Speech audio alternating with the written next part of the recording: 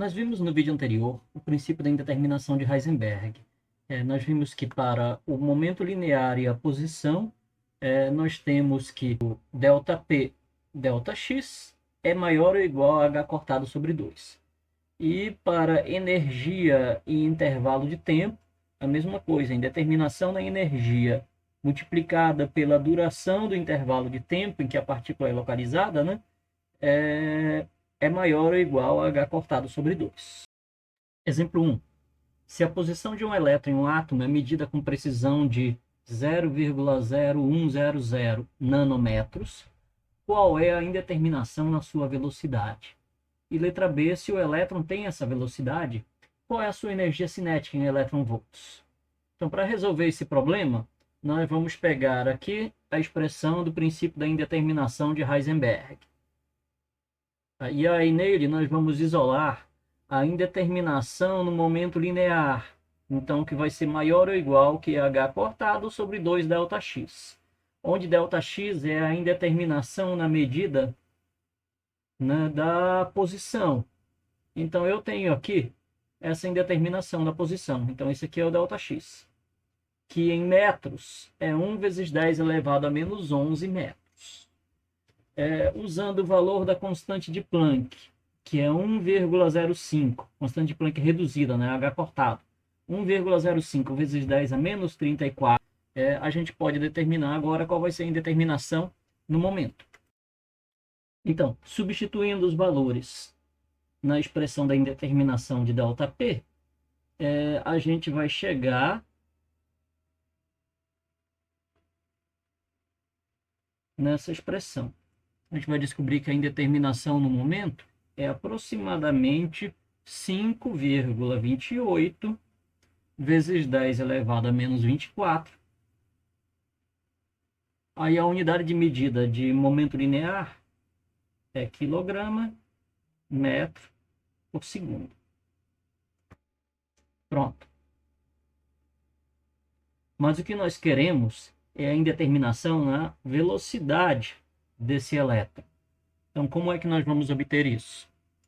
Nós sabemos que o momento linear é o produto da massa pela velocidade. Então, isso significa que um ΔP também vai ser um produto da massa pela variação de velocidade. Ou seja, a variação ou indeterminação na velocidade, né, vai ser a indeterminação no momento linear dividido pela massa do elétron. Então, a indeterminação no momento linear nós já temos. Agora vamos ver numa tabela aqui qual é o valor da massa de um elétron. Então, nós temos 9,11 vezes 10 elevado a menos 31 quilogramas. Então, a indeterminação no momento, 5,28 vezes 10 a menos 24. E a indeterminação, aliás, o valor da massa do elétron, 9,11 vezes 10 a menos 31 quilogramas, tudo no Sistema Internacional de Unidades, né? Então, isso aqui vai dar aproximadamente 5,79 vezes 10 elevado a sexta metros por segundo.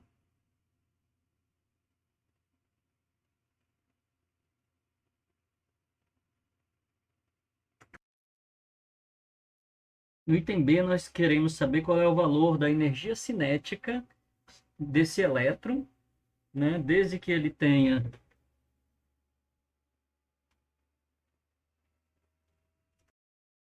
Então, o que nós acabamos de descobrir aqui é a indeterminação na velocidade. Mas vamos ajeitar isso. O símbolo que nós temos é maior ou igual, né? É o que nós temos aqui. Então, nós vamos ter que a indeterminação na velocidade é maior ou igual a 5,79 vezes 10 elevado a sexta metros por segundo. Quer dizer, a indeterminação da velocidade é, no mínimo, esse valor aqui. Tá? Então, no item B desse problema, a pergunta é, supondo que o elétron tem esta velocidade, então essa velocidade mínima, ou melhor dizendo, essa indeterminação na velocidade do elétron corresponde exatamente a essa indeterminação mínima, qual é o valor da energia cinética dele. Então, a energia cinética, ela é meio da massa do elétron vezes a velocidade do elétron ao quadrado. Então, a gente vai supor que essa aqui é a velocidade do elétron. Tá? Então, nós vamos ter meio a massa 9,11 vezes 10 a menos 31 quilogramas. Aí eu tenho m v ao quadrado. 5,79 vezes 10 a sexta metros por segundo elevado ao quadrado. Então, isso vai dar uma energia cinética de 1,53 aproximadamente, vezes 10 elevado a menos 17 joules. Mas nós queremos em elétron-volts. Então, o fator de conversão, nós sabemos que 1 elétron-volt é 1,6 vezes 10 elevado a menos 19 joules.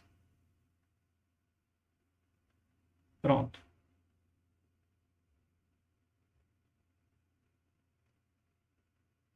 O que vai dar 95,5 elétron-volts.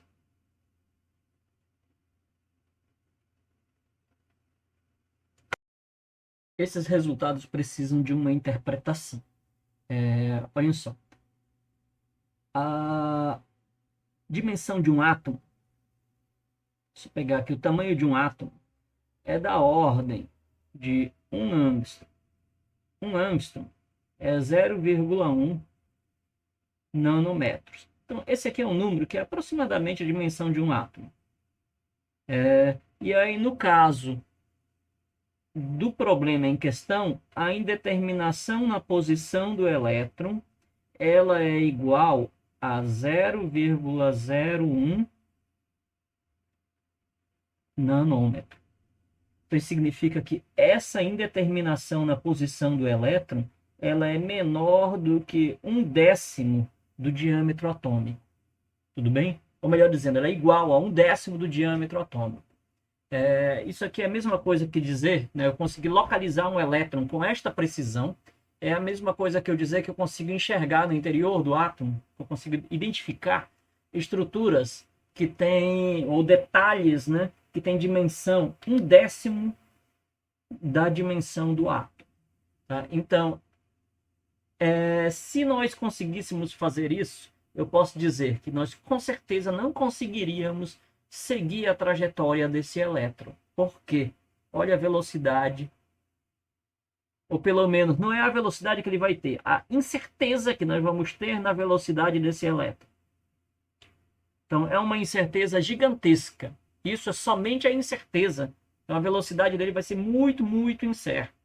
E mais ainda, a energia que ele vai ter também tem uma incerteza gigantesca. Se eu pensar, por exemplo, no átomo de hidrogênio, nós estudamos no modelo de Bohr, por exemplo, vamos lembrar os níveis de energia. Eu sei que a energia que eu preciso para arrancar o elétron do átomo de hidrogênio, que é chamada de energia de ionização, é 13,6 elétron-volts. Então, nós estudamos isso com o modelo de Bohr. Então, essa energia aqui, o que eu quero dizer, a indeterminação que eu tenho na energia do elétron, que é da ordem de 95,5 elétron-volts, é maior do que a energia que seria necessária para retirar o elétron desse átomo. Então, simplesmente eu não consigo, se eu conseguir localizar o elétron com esta precisão aqui, não faz nenhum sentido eu falar que eu consigo acompanhar qual é a trajetória desse elétron. É isso que o princípio da indeterminação está me dizendo aqui. Por que a gente não consegue enxergar efeitos do princípio da indeterminação de Heisenberg no nosso dia a dia? Tá? Então, a resposta é que a constante de Planck ela é muito pequena.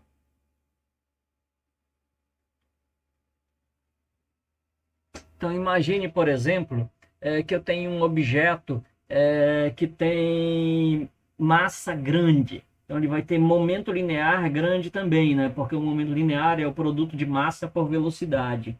No final das contas, a indeterminação que vai existir na posição dele vai ser muito pequena, tá bom? Então o que eu posso dizer? Nas situações macroscópicas, devido ao fato da constante de Planck, então basicamente tornar esse número aqui muito, mas muito pequeno, esse limite inferior que eu vou ter na posição do momento ou na posição da energia, ele é negligível.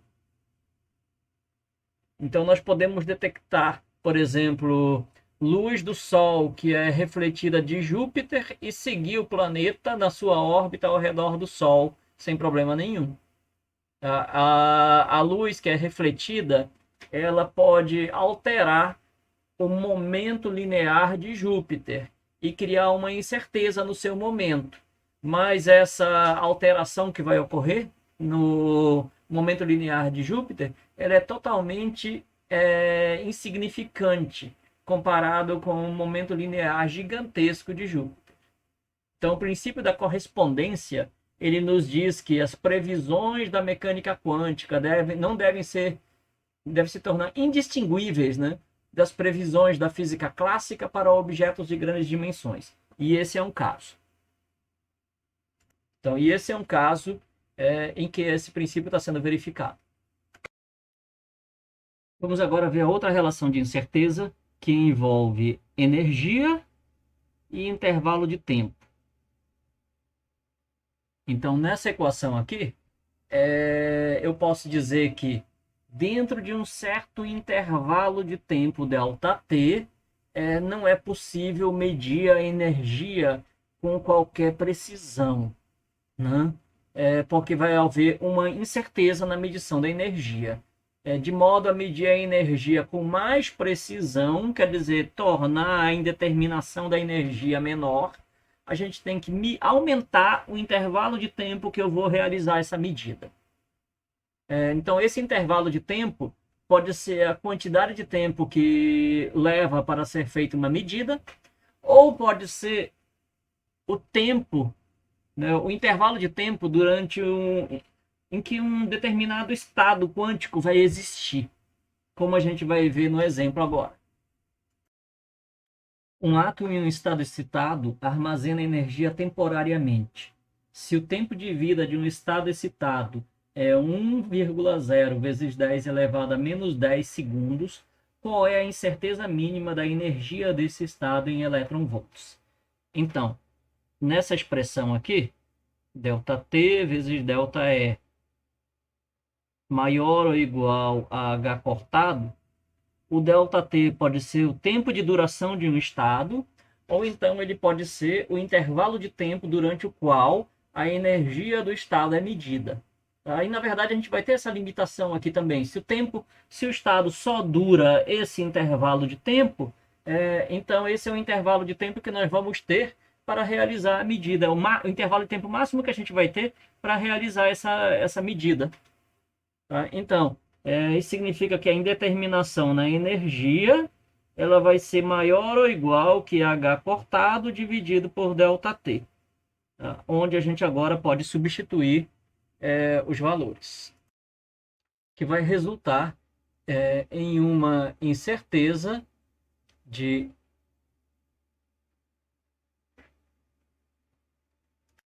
5,3 vezes 10 elevado a menos 25 joules. Então, a incerteza mínima, então, a incerteza vai ser maior ou igual a esse valor aqui. Então, a incerteza mínima que eu vou ter na energia é essa aqui. 5,3 vezes 10 elevado a menos 25 joules. Vamos transformar isso aqui para elétron-volts. Então, a gente sabe que 1 elétron-volts é 1,6 vezes 10 a menos 19 joules. Então, isso aqui vai me dar aqui a indeterminação, ou a incerteza mínima na energia desse estado. Então, vai ser aproximadamente 3,3 vezes 10 elevado a menos 6 elétron-volts. Um tempo de vida de 10 elevado a menos 10 segundos é típico do estado excitado dos átomos. Isso significa que quando um átomo absorve energia, essa energia ela é liberada num intervalo de tempo extremamente curto. Então, é por volta de 10 elevado a menos 10 segundos. E como resultado disso, a incerteza da energia vai ser somente da ordem, né, de milionésimos, a gente está vendo aqui, de milionésimos de elétron-volts. Então, essa é uma incerteza muito pequena comparada com a energia dos níveis de energia dos átomos, né? A energia ela é da ordem de 1 elétron-volt para cada energia, para cada nível de energia de um átomo. Então, essa incerteza aqui, sendo da ordem de 1 milhão de vezes menor do que a incerteza do nível de energia, não é uma variação, não é uma incerteza muito significativa. Isso significa que, apesar do tempo de duração, do tempo de vida do elétron no estado excitado, do átomo no estado excitado, ser curto, mesmo assim a gente consegue realizar a medida com boa precisão.